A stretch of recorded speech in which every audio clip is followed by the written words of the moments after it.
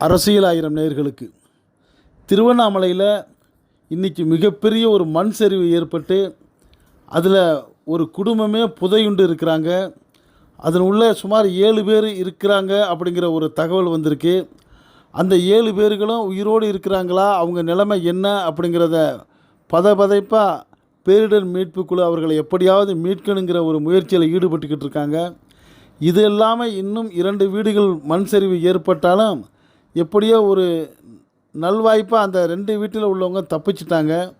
ஒரு வீட்டில் உள்ள அந்த 7 பேருடைய நிலைமை மிக மோசமான சூழ்நிலையில் அவர்களை மீட்கிறதுக்கு அந்த பேரிடர் மீட்பு குழு மிகப்பெரிய கனரக வாகனங்களை எதையும் அங்கே கொண்டு செல்ல முடியாதபடி மிக குறுகிய பாதையாக அந்த இடம் இருக்கிறதுனால மனித பலத்தை மட்டுமே கொண்டு அங்கே மீட்பு பணிகள் இருக்கிறது தான் மிக கவலையான ஒரு செய்தியாக இருக்குது.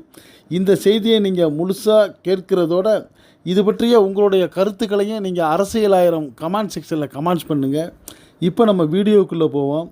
திருவண்ணாமலையில் மண் சரிவு காரணமாக வீடு மண்ணுக்குள்ளே புதைந்த நிலையில் அதனுள் சிக்கிய 7 பேரை மீட்கும் பணி தீவிரமாக நடந்து வருது.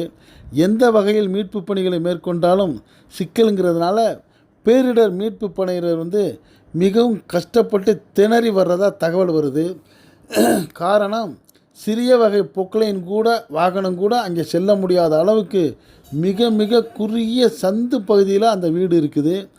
அந்த மீட்பு படையினருக்கு இதுதான் மிகப்பெரிய சவாலாகவும் அமைந்திருக்கு. திருவண்ணாமலையில் அண்ணாமலையார் மலையை தீபமலையை சுற்றி 40 ஆண்டுகளுக்கு மேலாக 5000த்துக்கு மேற்பட்ட வீடுகள் கட்டப்பட்டு சுமார் 20,000 to 22,000த்துக்கு மேற்பட்ட மக்கள் அங்கே வசித்து வர்றாங்கன்னு சொல்லப்படுது. இந்த நிலையில் தான் பென்சல் புயல் தாக்கல் காரணமாக கடந்த 2 நாட்களாக திருவண்ணாமலையில் பெய்த கனமழையால் அண்ணாமலையார் கோயில் மலையின் கிழக்கு பக்கத்தில் மண் சரிவு ஏற்பட்டிருக்கு. இந்த மண் சரிவு தான் மிகப்பெரிய பாதிப்பை ஏற்படுத்தியிருக்கு. திருவண்ணாமலை வஉசி நகர் 11வது தெருவின் அருகே திடீரென நேற்று மாலை 4:45 மணி அளவில் ஒரு மிகப்பெரிய நிலச்சரிவு ஏற்பட்டிருக்கு. மிகப்பெரிய சத்தம் ஒன்று போட்டு ஒரு பாறை ஒன்று உருண்டு சரிந்த நிலையில் மண் சரிந்து 3 வீடுகள் மூடப்பட்டிருக்கு. அதில் ஒரு வீடு முழுமையாக மண்ணால் மூடப்பட்டிருக்கு. அந்த சத்தம் கேட்டு அந்த பகுதியில் வசிப்பவர்கள்லாம் மக்கள் ஓடி வந்து பார்த்தபோது குடிசை வீடு ஒன்று முழுக்க மண் சரிந்து காணப்பட்டிருக்கு. 35 டன் எடை கொண்ட ஒரு மிகப்பெரிய ராட்சத கல் பாறை ஒன்று சுமார் 20 அடி சரிந்து வீடுகளை மூடி இருக்கிறதா சொல்கிறாங்க. இந்த சம்பவத்தில் ராஜ்குமாருங்கிறவருடைய வீடு முழுவதுமாக மண்ணுக்குள்ளே புதைந்திருக்குது. மேலும் 2 வீடுகளும் மண் சரிவுக்குள்ளே சிக்கி இருக்குது. அந்த 2 வீடுகளில் இருந்தவர்களை அந்த 2 வீடுகளில் இருந்தவங்க எப்படியோ ஒரு நல்வாய்ப்பாக வெளியேறிட்டதுனால மண் புதைக்காமல் தப்பிச்சுக்கிட்டாங்க. ஆனால் முழுவதுமாக மண்ணுக்குள்ளே புதைந்த அந்த ராஜகுமார் வீட்டில் இருந்தவங்க நிலைமை தான் என்ன, உயிரோடு இருக்காங்களா, வேறு எதுவும் ஆயிடுச்சாங்கிற ஒரு கவலை தான் அந்த பகுதியில் உள்ள மக்களுக்கும் அந்த பேரிடர் மீட்பு படையினருக்கும் இருக்குது. காரணம் அவர்களுடைய நிலை என்னென்றே அறிந்து கொள்ள முடியாத ஒரு சோகமான சூழ்நிலை இருக்கிறதுனால இது மிகப்பெரிய கேள்விக்குறியாக இருக்குது. அந்த வீட்டுக்குள்ளே ராஜகுமார், அவரது மனைவி மீனா, அவர்களது பிள்ளைகள் 2 பேர் மற்றும் அருகில் உள்ள வீடுகளைச் சேர்ந்த பிள்ளைகள் என்று சொல்லி 3 பேர் என மொத்தம் 7 பேர் இருந்ததாக சொல்லப்படுது. மண் சரிவு ஏற்பட்ட பிறகு ராஜகுமாரை தொடர்பு கொள்வதற்கு அவருடைய மொபைல் ஃபோனுக்கு கான்டாக்ட் பண்ணுற போது அது சுவிட்ச் ஆஃப் என்று செய்து வர்றதா சொல்லப்படுது. இந்த காணாமல் போன 7 பேரும் மண்ணுக்குள்ளே புதைந்து விட்டதால் அந்த பகுதியைச் சேர்ந்த மக்கள் கதறி அழுது வர்றாங்க. இந்த சம்பவம் குறித்து தகவல் அறிந்ததும் காவல்துறையினரும் தீயணைப்பு துறையினரும் விரைந்து சென்று பார்வையிட்டிருக்காங்க. மாவட்ட ஆட்சித்தலைவர் அவர்களும் மாவட்ட காவல்துறை எஸ்பியும் அந்த ஸ்பாட்டுக்கு போயிட்டு அதுக்கு ஆக வேண்டிய வேலைகளை பார்க்குறாங்க. தேசிய பேரிடர் மீட்பு படையினருக்கு NDRFக்கு தகவல் கொடுக்கப்பட்டு திண்டிவனத்திலிருந்து துணை கமாண்டர் ஸ்ரீதர்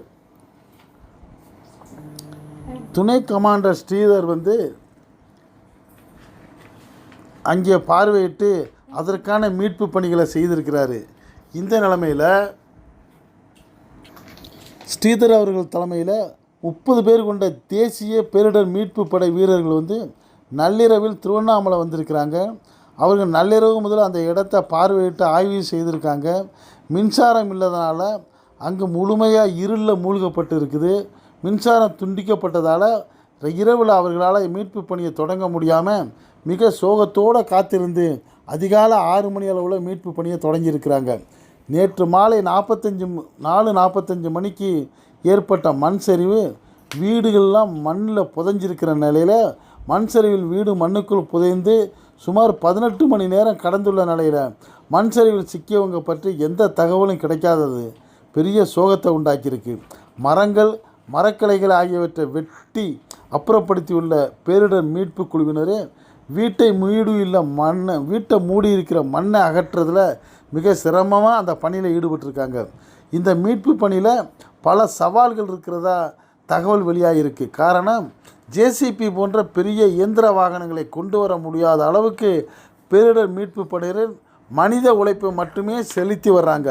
சுமார் 35 டன் எடை கொண்ட ராட்சத பாறை ஒன்று விழுந்திருக்கிறதுனால அங்கு மண்ணை அகற்றும் போது அந்த பாறை மறுபடி சரிந்து விழக்கூடிய அபாயமும் இருக்குது.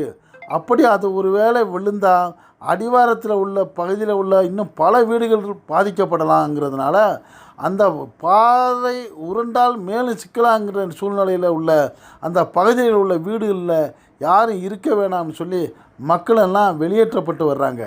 அந்த பகுதியில் பாதைகள் மிக குறுகலாக இருக்கிறது தான் மிகப்பெரிய மீட்பு பணிக்கு சிக்கலாக இருக்குது.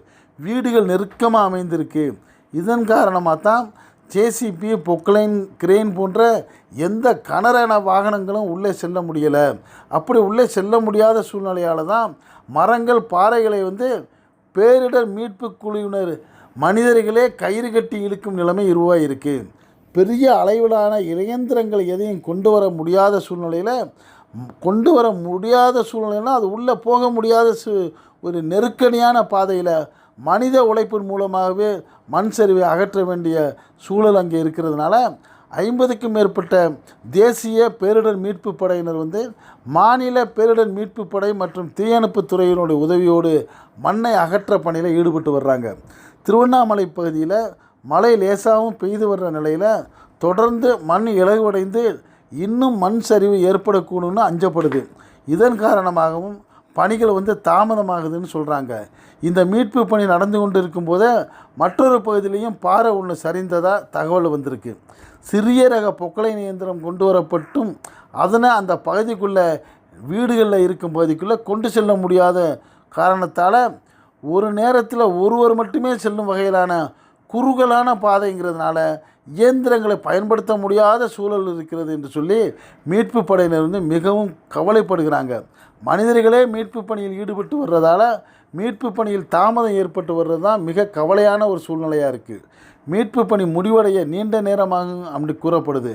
மண் சரிவு ஏற்பட்டு வீடுகள் மண்ணில் புதைந்து ஏற்கனவே 21 மணி நேரம் கடந்துள்ள நிலையில் மீட்பு பணிக்கு நேரமாவது மேலும் கவலையை ஏற்படுத்தியிருக்குன்னு சொல்கிறாங்க. இதன் மூலம் நம்மளுக்கு கிடைத்துக்குள்ள ஒரு தகவலும் படிப்பும் என்னென்னா, வீடுகள் அமையக்கூடிய பகுதிகளில் வாகனங்கள், தீயணைப்பு வண்டிகள், மீட்பு பணி வாகனங்கள் செல்லக்கூடிய அளவுக்கு சாலைகளை அகலப்படுத்தி பாதைகளை உருவாக்கி தான் வீடுகளை உருவாக்கணும்.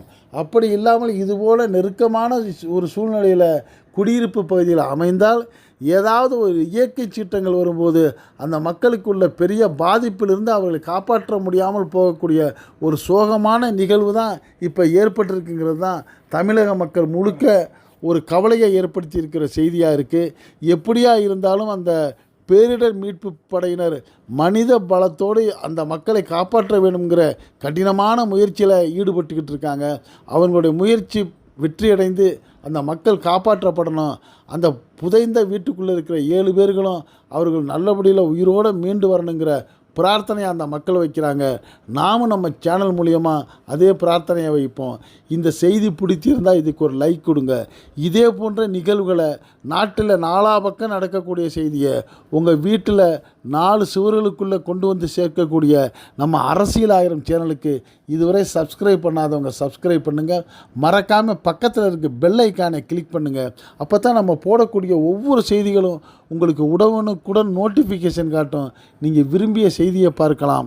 என்று இணைந்திருப்போம். நன்றி, வாழ்த்துக்கள்.